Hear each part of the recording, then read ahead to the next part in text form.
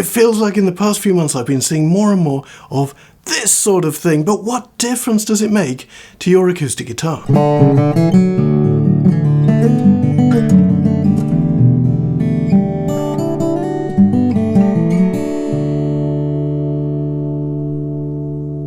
This is an example of what is known as a hollow or open headstock, depending on who you talk to.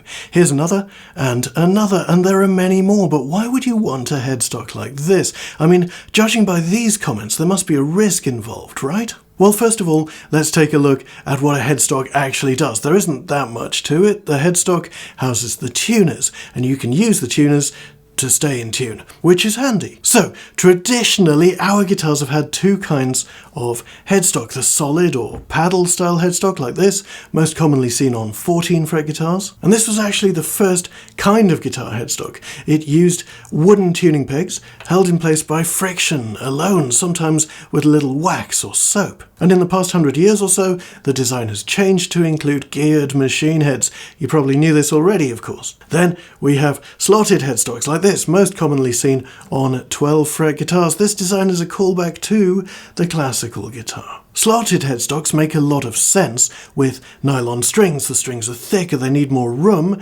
to get enough windings to keep tuning stable, and when you loosen the strings to change them, they relax their grip on the roller. This is not the case with steel strings, which cling on for dear life and have a habit of pinging back and biting you in the nail or knuckle or fingertip, quite often drawing blood. Now, one thing that the slotted headstock design can give us is a better break angle as the string crosses the nut, and this can mean less tension and a guitar that makes vibrato and bends easier. Rosie Heidenrich of Turnstone Guitars recently released a beautiful video on loving your slot head guitar, and if you're into them, well, the last thing I want to do is harsh your slot head buzz in any way. Have at it. So, onto hollow or open headstocks. When did this all start? Look, as soon as anybody attempts to say anything definitive about the design of the acoustic guitar, it is soon pointed out that what you thought was created in California last weekend actually dates back to 13th century Malta or something ridiculous like that.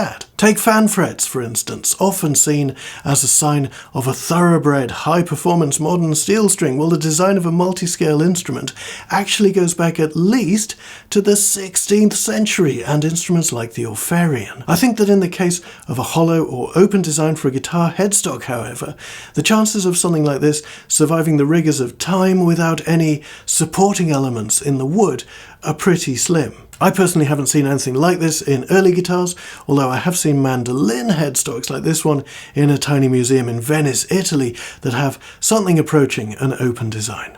I think in this case it stems from necessity. It's using violin friction pegs, and this is an elegant solution to keeping the weight down and making sure that the instrument remains balanced. The earliest example of an open headstock on an acoustic guitar that I know of is on this instrument by Claudio and Claudia Pagelli. It's a manouche style guitar with an offset sound hole too, and it is typical of the Pagelli sense of line, which is something that I find jaw-droppingly beautiful. The first one that I saw in person was in 2009, I think, in Montreal, on a guitar by the luthier Larry Geddy. I took a picture of that guitar at the time, but I've been through all my old hard drives and phones with no joy. So here instead is a shot of Larry with two of his instruments back in 2007, which were coming close to the full open design. And that is really all I've got for you in terms of a backstory. So why would you want an open headstock? Well, you get the main advantage of a steeper break angle across the nut, coupled with a really nice angle for the tuners.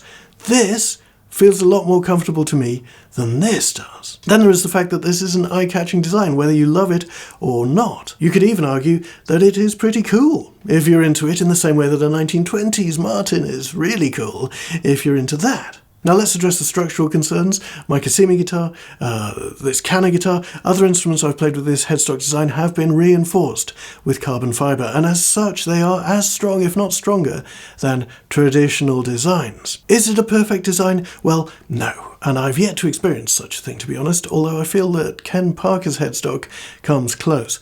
Stringing a guitar with an open headstock, it takes some getting used to. You're in less danger of actually bleeding out, but still, it can be fiddly. Also, if you're used to using a headstock mounted tuner, then you're going to have to work out where to clip the thing. You may have to get inventive or just look at a sound hole tuner instead. As I said at the start of this video, it feels like we're seeing more of this kind of headstock design, and if you are into it, then you should check out instruments by Pagelli guitars, Cassimi guitars, Canna guitars, Luca Bossata, Edwinson guitars, Daniel Ott. Joel Mee showed us a nice version too with beautiful inlaid metalwork. The list is ever growing. Right, that's enough about headstocks. Time to do some actual playing. Thanks for watching. Please like and subscribe and all that good stuff, and I'll see you in the next one. Until then, stay tuned.